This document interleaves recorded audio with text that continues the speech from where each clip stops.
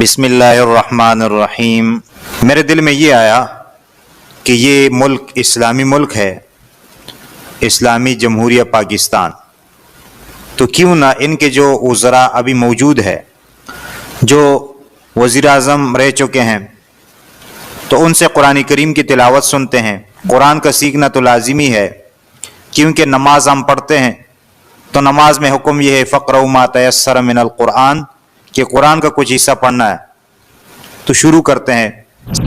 قال یا ابتی انی رأیت احد عشر کوكبا والشمس والقمر And he said, "Oh my father, رأیته I have للساجدین seen قال یا بنی 11 planets law and the sun تقصص and moon رؤیاک إلى bowing to me." إخوتك He said, "Oh فيكيدوا son, لك do كيدا not tell your إن story to الشيطان your brothers. للإنسان They will devise عدو a scheme Mubeen for you." The صدق اللہ مولانا devil العظیم۔ is تو دیکھیں، آپ نے یہ سن لیا۔ اس کے بعد ریاستی مدینہ والا جو ریاستی مدینہ بنانا چاہ رہا تھا، اس کی تلاوت سنتے ہیں۔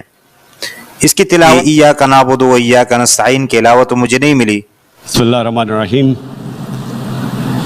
ایاک نعبد و ایاک نستعین۔ تو یہ قانون بننا چاہیے کہ جو پاکستان کا وزیر اعظم بنے یا صدر بنے، کم از کم اس کو قرآن تو آنا چاہیے۔ اس بارے میں آپ کی کیا رائے ہے، اس سے ہمیں آگاہ کیجیے۔ دعا کرتے ہیں کہ اللہ تعالی ہمارے حکمرانوں کو بہتر بنا دے، اور جو اس ملک کے لیے، اسلام کے لیے کام کر سکتا ہے، اللہ تعالیٰ اس کو آگے بڑھائے، اور جو بیچ میں رکاوٹیں ہیں، اللہ تعالیٰ ان رکاوٹوں کو دور فرمائے۔